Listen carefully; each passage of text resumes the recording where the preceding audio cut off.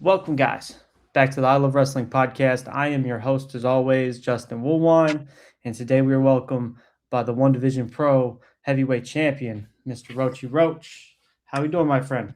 Doing good, doing good. Yourself?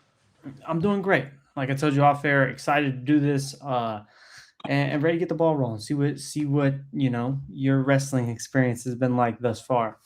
Um, Before we dive into all that, would you like to shout out your social medias and even some upcoming events you got for the new year? So you can follow me at Rochie Roach, exactly how you see it. And then upcoming in January, I'm going on tour with 1DP. So I'm going to Mississippi, Atlanta, LA, Florida throughout the whole for 6 months, I believe. Yeah, Okay, definitely excited for that. exciting stuff. Yeah. Um, I always try to start at the beginning of like our fandom so we can really understand, where your journey started, so we can understand how you got here. Mhm. So with that said, when did you find professional wrestling, and what about it maybe locked you in or made you fall in love with it? So my pops was a fan. So he would always watch it, and I was like, what, 4 years old? So then I was watching with him. So then as I got older, it got stuck with me, for me. So then I started watching it on myself. And then I found this school called House of Glory in New York. So then I was excited, but I was so small, so skinny. So I told myself, like, let me go to the gym for a good, 2 years, put on some size, and then, you know, sign up from there. Okay.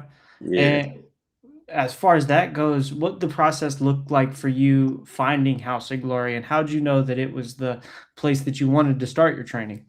The reviews, and then the trainer, of course, Amazing Red. So I'm like, everybody knows him. So I'm like, oh, that's the trainer too, and it's right here in New York. I was like, oh, this is perfect. This is perfect. Yeah.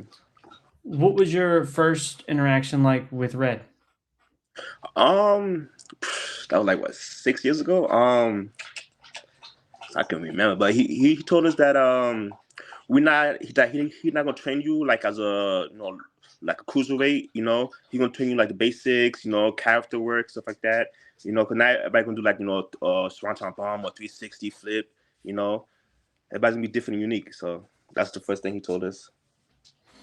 During your training with him, what were some of the things that maybe you struggled with, and what were some of the things that you caught on to easier?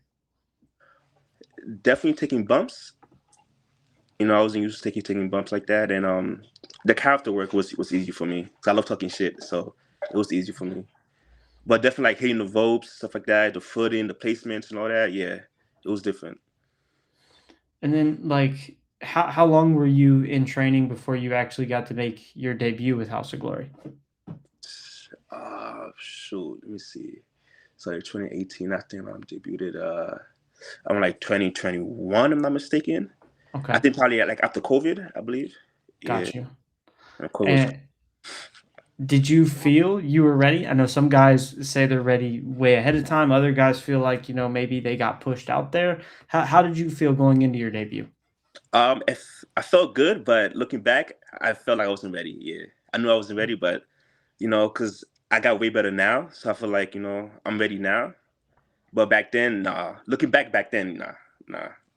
I don't know if you've seen. I had like a big ass jumpsuit and stuff like that. Like it was slowing me down. It was so heavy. Like nah, I don't know what I was doing. What was some of the feedback you got afterwards, if you remember?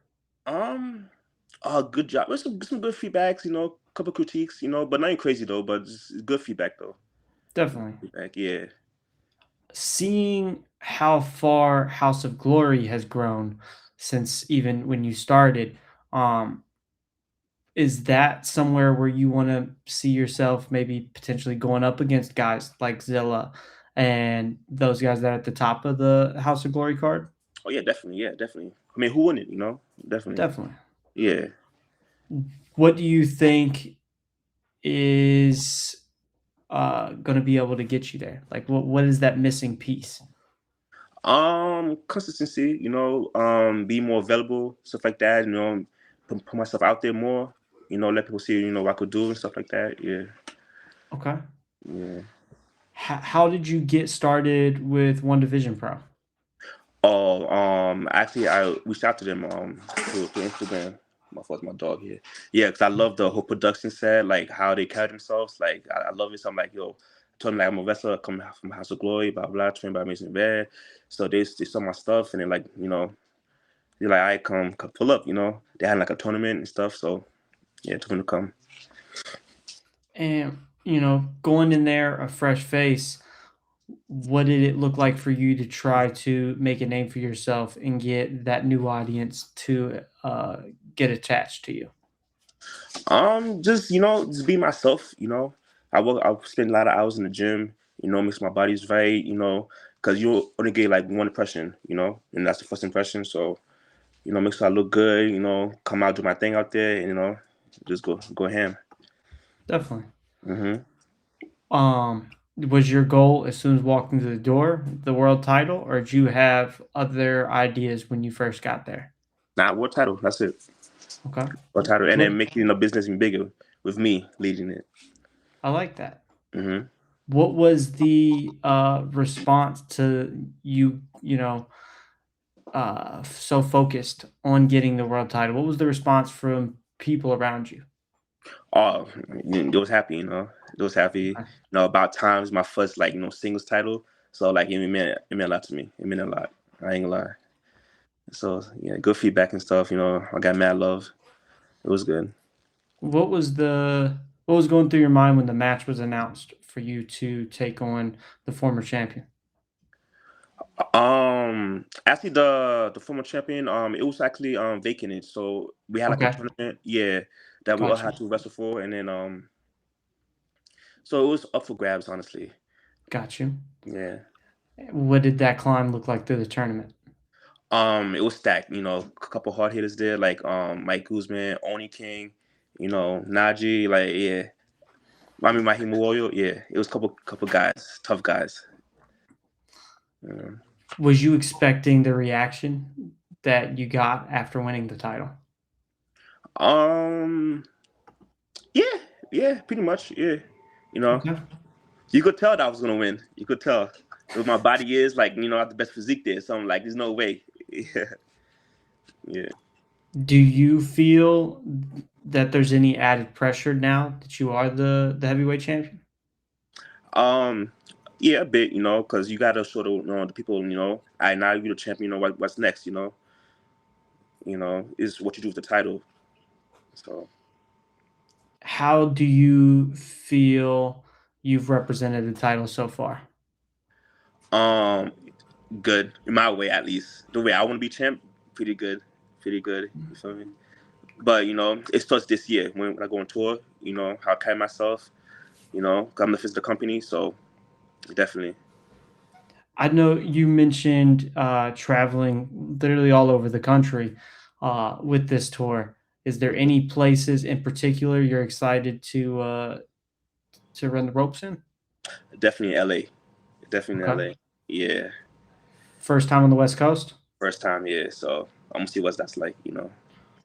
Do you have your eye on anybody out there as a potential opponent?